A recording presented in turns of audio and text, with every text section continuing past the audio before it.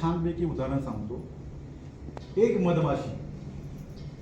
मधमाशी आपल्या 6 महिन्यांच्या कालावधीमध्ये 50,000 मैलांचं अंतर पार करते. किती हजार मैलांचं अंतर?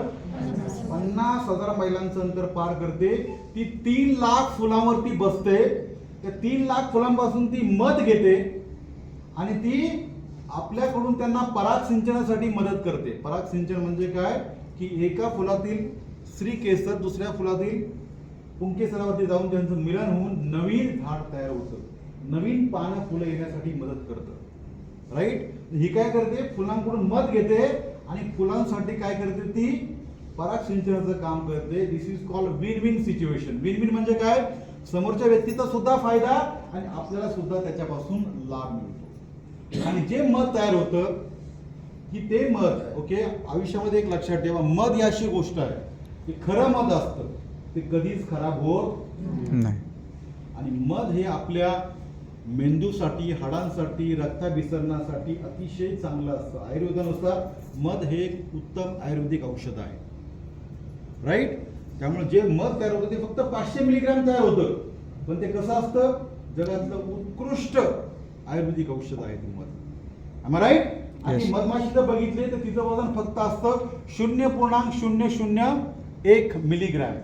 म्हणजे एका ग्रॅम मध्ये कमीत कमी 100 मधमाशा बसतात. क्षुल्लक आहे का तिचं वजन? तिचं वजन क्षुल्लक आहे की नाही? हो. बघा, यापासून आपण काय प्रेरणा घेऊ शकतो? ती मधमाशीचं वजन फार लहान आहे, अतिशय लघु आहे, पण ती स्वतःला कमी समजते का? नाही. आपल्याला स्वतःला कधीच कमी समजायचं नाही. मला जमल का? नाही, शक्यच नाही. आपल्या कामात आपल्या बसमधली बात नाही. ती कधीच असं म्हणायचं मी करेल ना.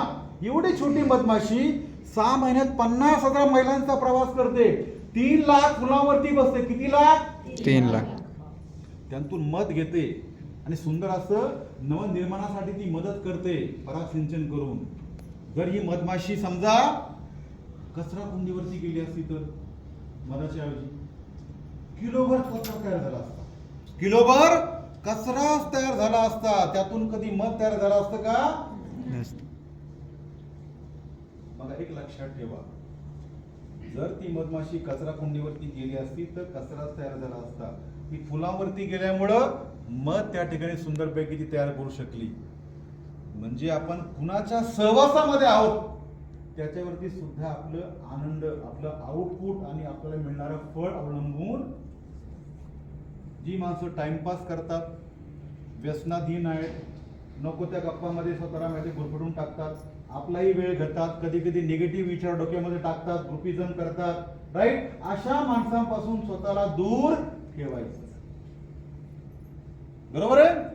कारण का की तुम्ही कुणाच्या संपर्कामध्ये आहात, कोणत्या विचारांच्या संपर्कामध्ये आहात, कोणत्या युट्यूब चॅनलच्या संपर्कामध्ये आहात, तुम्ही मोबाईलला काय पाहताय त्याच्यावरती सुद्धा आपला आनंद, आपली स्फूर्ती आणि आपलं फळ अवलंबून आहे. So right association makes man perfect. योग्य सहवास आपलं जीवन घडवतो, आपलं जीवन घडवण्यास सहाय्य करतो. आपल्याला योग्य व्यक्तींचा सहवास. राईट. या उदाहरणानं काय शिकलो आपण? स्वतःला कधीच कमी समजायचं नाही. आणि सातत्यशीलता. बघा, ती मधमाशी सतत फिरत असते. राईट. या फुलावरून त्या फुलावर, त्या फुलावरून त्या फुलावर, वेगवेगळ्या फुलांचा आस्वाद घेते, सुंदर फुलांच्या संपर्कात येते. कधी गुलाबाच्या, कधी मोगऱ्याच्या, कधी जाईच्या, कधी जुईच्या, राईट, कधी चाफ्याच्या, अशी वेगवेगळ्या फुलांच्या, सुंदर फुलांच्या संपर्कात येऊन काय होतं?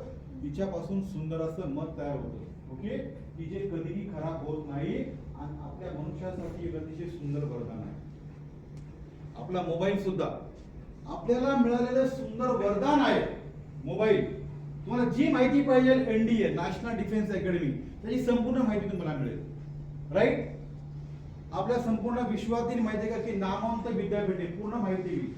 एखाद्या तुम्हाला गेमची माहिती पाहिजे, पूर्ण माहिती त्याच्यामध्ये येईल.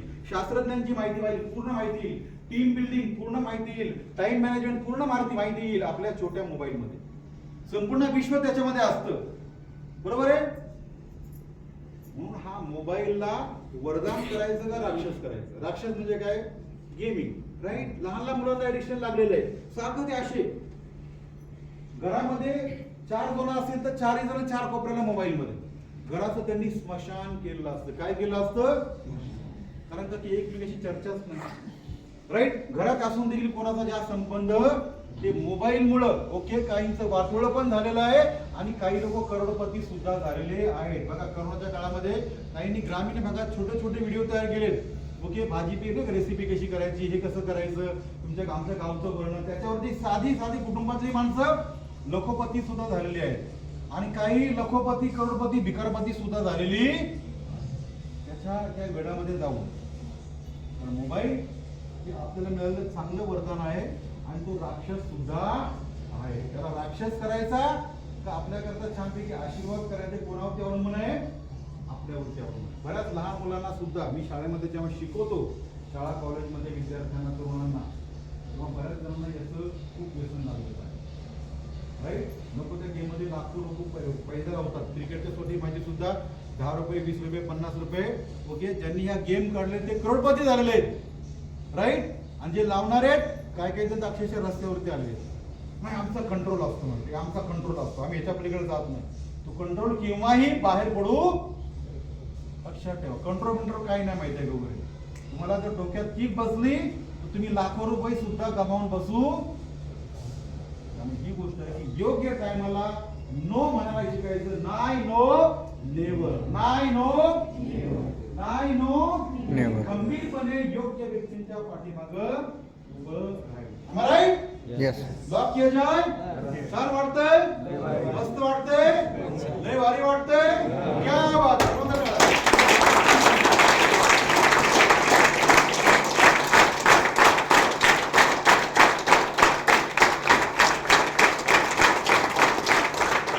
बघा हा म्हणतात आनंद, याला म्हणतात स्फूर्ती, याला म्हणतात आपलं अध्यात्म आणि आपलं शौर्य. बघा हा आनंद आपण विकत घेऊ शकतो का? बाजारात गेलो बाबा की हे घे 500 रुपये मला 10 किलो आनंद दे, हे घे माहिती का 2000 रुपये माहिती का मला 10 किलो स्फूर्ती घे, हे घे माहिती का 1500 रुपये मला मला मला आणि छटाकभर ह्या गोष्टी द्या. अजिबात मिळत. आपण स्वतः तयार करायचा असतो. आणि ज्ञान आणि आनंद अशी गोष्ट आहे की जे दिल्याने वाढते, जी दिल्याने वाढते आणि देणारा पण आनंदी होतो आणि घेणारा सुद्धा आनंदी होतो. बघा संस्कृत मध्ये सुंदर सुभाषित आहे. नचोर हार्यम नच राजहार्यम न भ्रातु भ्राज्यम नच भारकारी व्यये कृते वर्धत एव नित्यम विद्याधनम सर्वधनम प्रधानम.